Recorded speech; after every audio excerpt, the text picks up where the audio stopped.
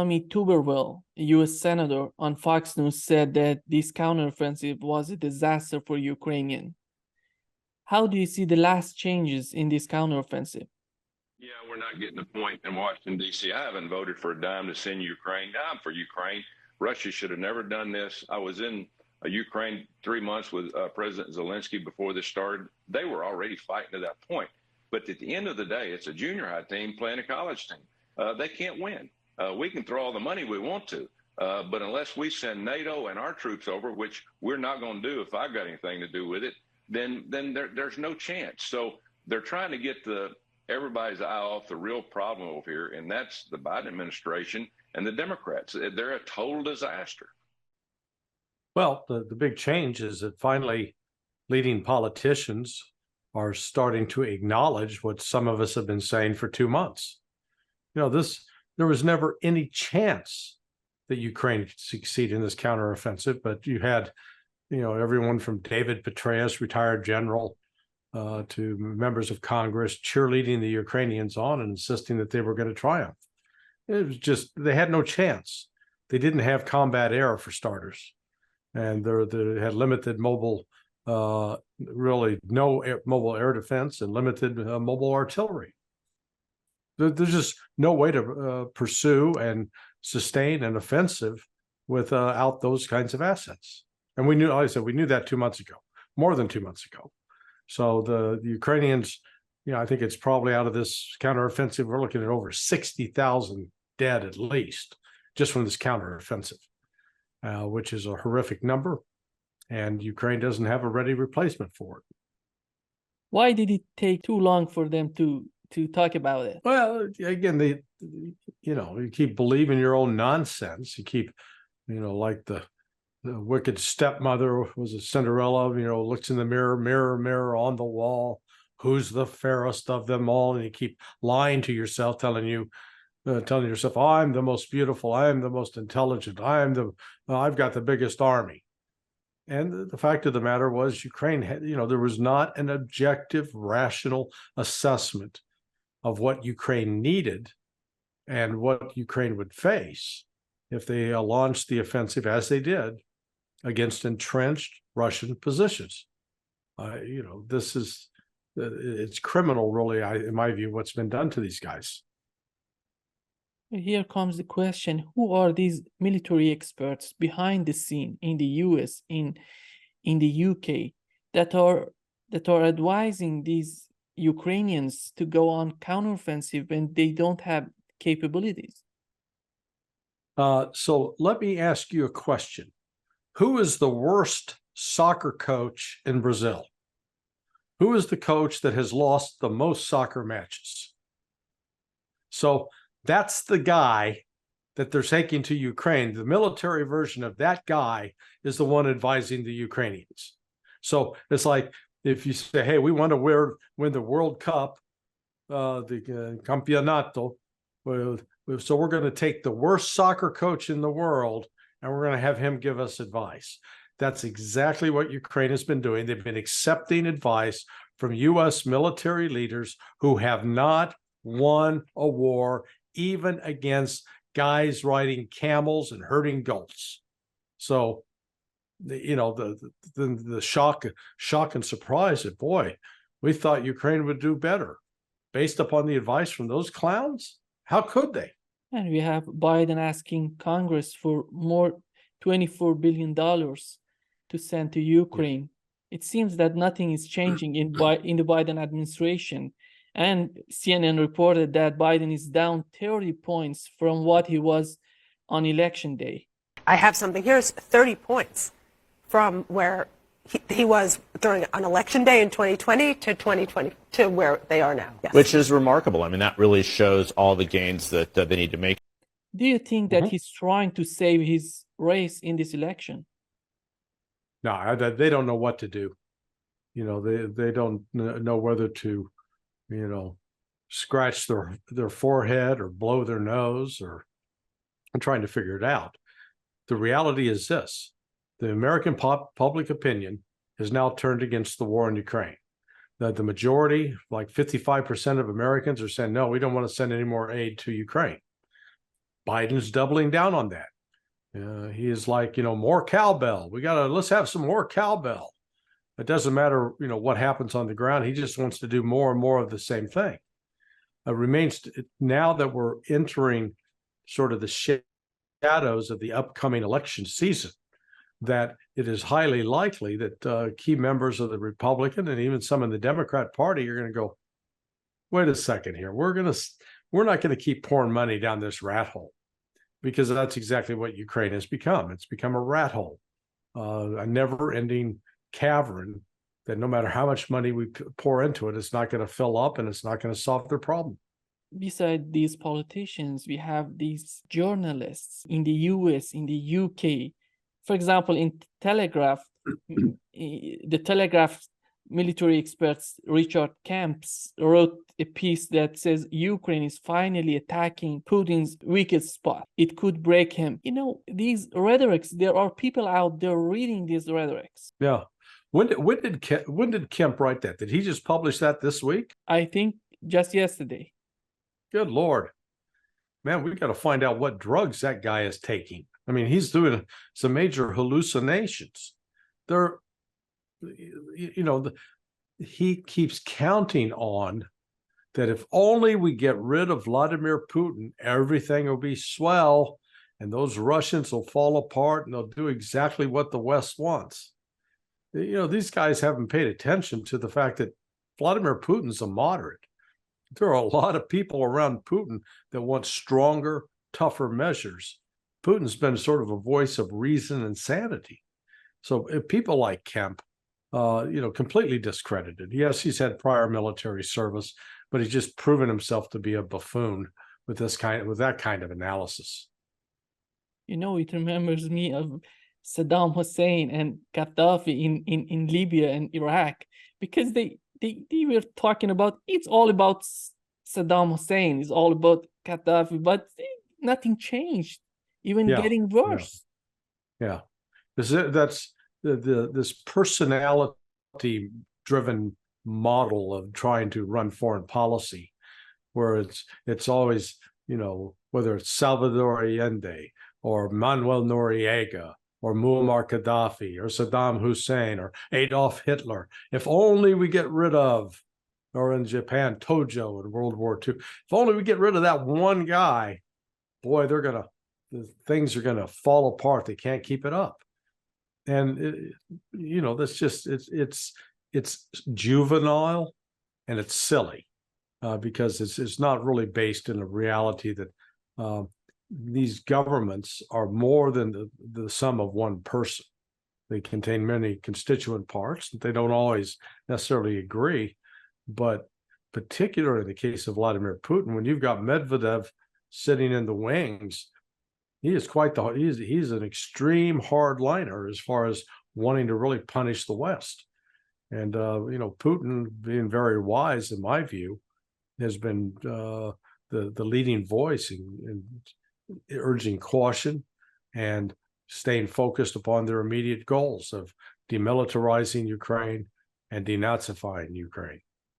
Even one of the reasons that we had this Wagner mutiny in Russia, that because they were criticizing Putin for not being a radical thinker in Russia. Well, I think my views on the whole so-called Wagner coup. I think it was political theater. I don't think it was a genuine effort to either oust the Shoigu or Gerasimov from the Ministry of Defense. I think this was an intelligence operation designed to show the West what they wanted to see and then puncture their balloon. So the notion, but still you're correct. If you read the media and if you read the comments of the various Biden administration officials, they are putting a lot of hope in Vladimir Putin facing significant political opposition and being forced from office. They don't even have the common sense and good grace to look at Joe Biden. There's no comparison between Putin and Biden. Biden is mentally incompetent. Putin is not. Biden is a vicious, emotional old person. Putin is not. And Biden is getting his ass kicked by the Russians. And the Russians, they're not losing a thing. So it's just the United States is sort of on the precipice of seeing its international leadership role begin to unravel. Ukraine passed a law that allows storing the state reserves abroad. What would be the reason for that? Yeah, well, I think they're genuinely concerned that they're not going to be able to hold the Russians back, and Russia will take over Kiev, and if the reserves are still there, Russia would confiscate them. With this failed counteroffensive, do you think, is there any possibility for Russia going on offensive? Well, it already appears that Russia is on the offensive, at least up north around Kupiansk, headed towards Kharkiv. So Russia is advancing on a broad front and is advancing several kilometers a day. So this is, if they seize, I would say when they seize Kupiansk, it's going to be a significant break in the Ukrainian military capabilities. Do you think that they're going to get Odessa, Nikolaev? Ultimately, I think, look, I think, I'm not sure what the timetable is, and the general staff of the Russian military has not consulted me, but I believe ultimately their current goal is to secure all territory east of the Dnieper River and up to and including Odessa. They will want to take and occupy Odessa. I think Ukraine's ability to hold on to that territory is being eroded every day. And it's in part because of the enormous casualties Ukraine is suffering and the inability to bring up fresh reserves that are properly trained and equipped to replace those who have fallen in combat. Ukraine going to be a landlocked? Yeah, that's, I mean, it's Ukraine as we knew it will no longer exist. What's going to come out of this is a very compromised country. And frankly, I think that's one of the behind the scenes dynamics is playing out right now, that the benefactor of Zelensky, Kolomoisky, this Ukrainian oligarch, I think he's recognizing that the writing's on the wall, that they could be losing lots of access to financial riches going forward with the way this thing is trending. And I think he would like to see if they can get it stopped and stopped in a way that they can still make money. And to do that, they may have to overthrow Zelensky. We have this Polish publication. They're talking about there is no chance for Ukraine becoming a member of the EU because of two reasons. The government is corrupt and anti-democratic. When in Poland they're talking about this, just imagine what they're thinking in Germany, in the UK. Well, I think the EU itself as an institution is in trouble. And just bringing Ukraine in would create only more burdens for them to bear. The defeat of Ukraine by Russia will be a defeat of NATO. And it will make it very unlikely the countries will want to continue contributing money and limited manpower to a failed operation. I think it's that simple. And I think that applies as well to the other case. In your opinion, what would be the future of Ukraine? EU doesn't consider their membership. People are immigrating from Ukraine to other places. Mm-hmm. How do you see the future of Ukraine? I think Ukraine is a dying country. It's already with the mass exodus, particularly of men of military age, in addition to those who have been killed or wounded in combat.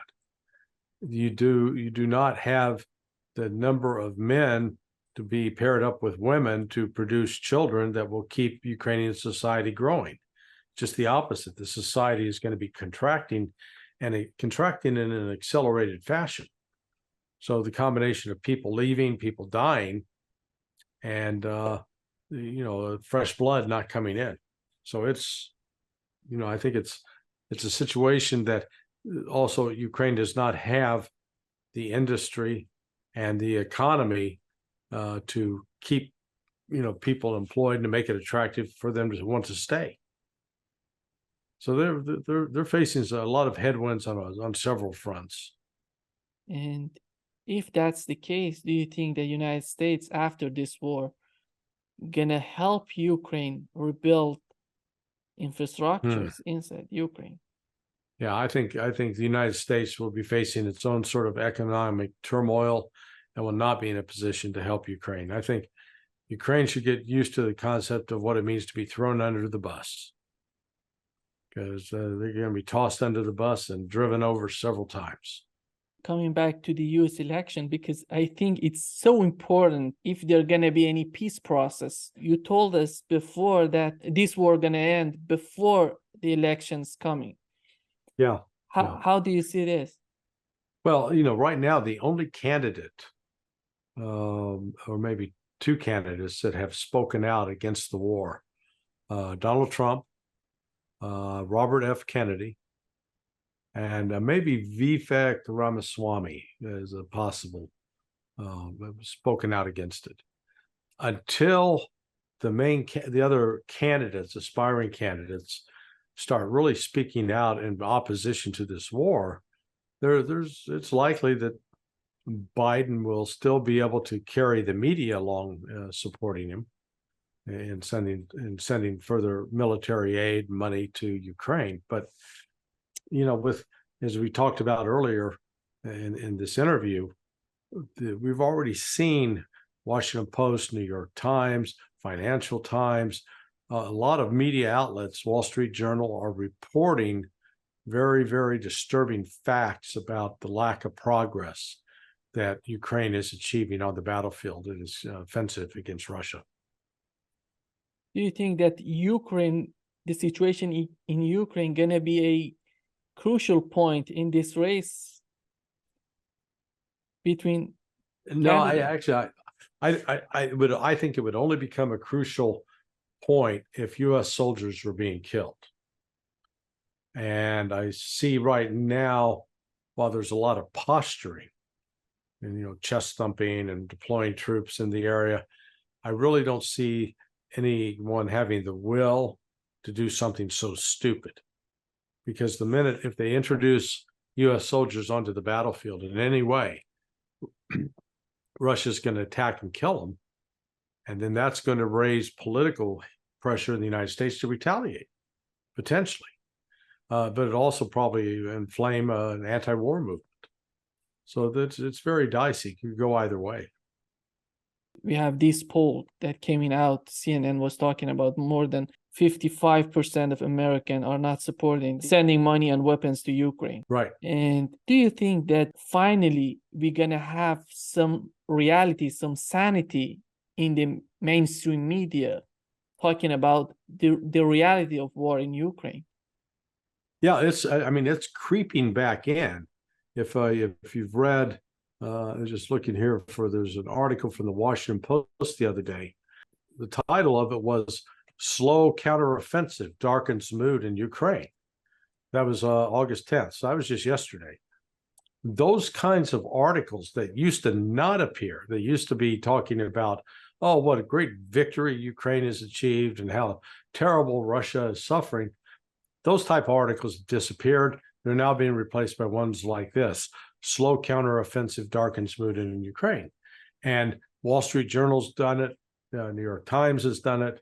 I believe several newspapers, Financial Times has done it in London, and other British newspapers. So the reality of the failure is starting to be reported and widely reported. That would make some pressure on politicians, on the Congress. Yes, you're right. And how that gonna influence the presidential election? If we recall the race between Hillary and Barack Obama, she was totally in line to the rhetoric on Iraq, but Obama was against that. That's why he got elected. Yeah. And now how do you see the race now, this presidential race?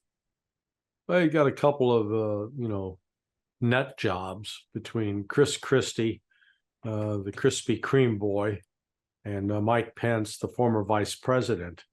who are been pretty adamant about wanting to continue to support Ukraine, and we got to fight the Russians to the last Ukrainian. There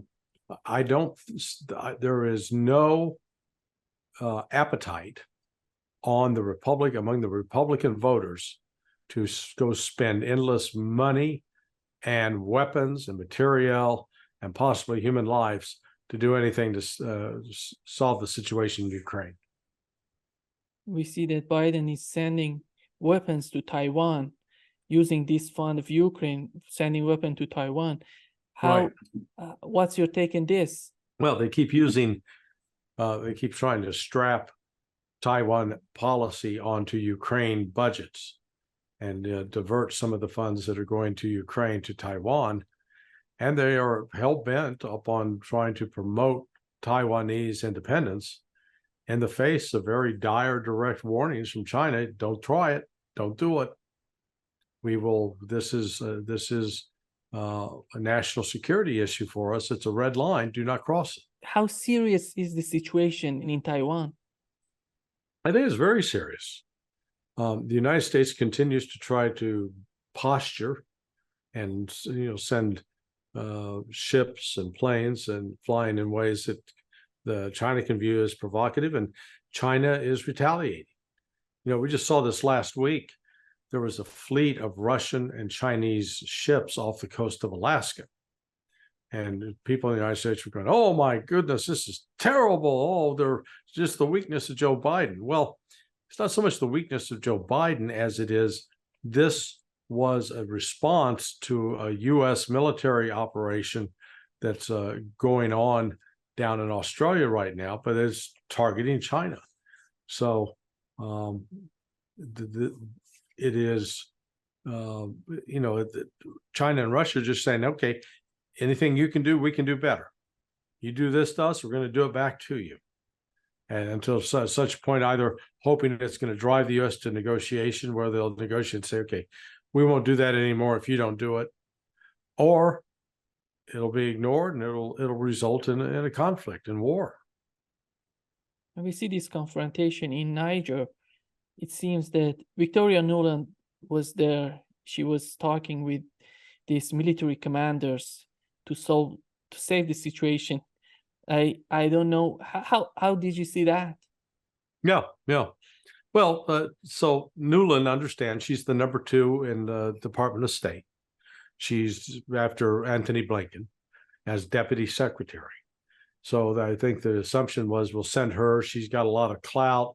She will carry an important message to the coup plotters in Niger and maybe force them to back off. And she failed. They basically told her to go pound sand. They were not going to acquiesce to her requests. So it's really sort of another embarrassing blow to the Biden administration that its ability to influence events in the world is becoming increasingly fragile. The United States is having to compete more now, cannot dictate terms as it did, say, 10, 15 years ago. So there are, the U.S. in part needs the Niger's permission to operate the drones up north that are being used to target Islamic militants. Niger is a critical source of uranium for France and other countries in Europe. And there is at least, I think, one oil pipeline that snakes its way through Niger, heading over to Nigeria and ultimately the ocean to be carted off to some other spot in the world. So for all those reasons, I think there's some hesitancy to try to push this into an actual war, because that would be really potentially horrific. In your opinion, what were the main reasons of this coup in Niger? I think the President Bouzama was considered a minority president who was not well liked or respected, and was perceived as being aligned with some of the very radical Islamic groups that the military is trying to destroy. The other thing that we have this problem in Pakistan, and Imran Khan, who was, when this war started, if you remember, he went to Russia. He said that He's going to be neutral in this war. Right.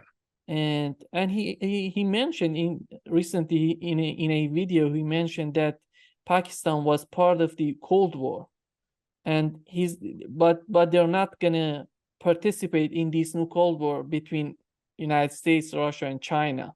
Right. How Well, how do you see what happened to him in Pakistan?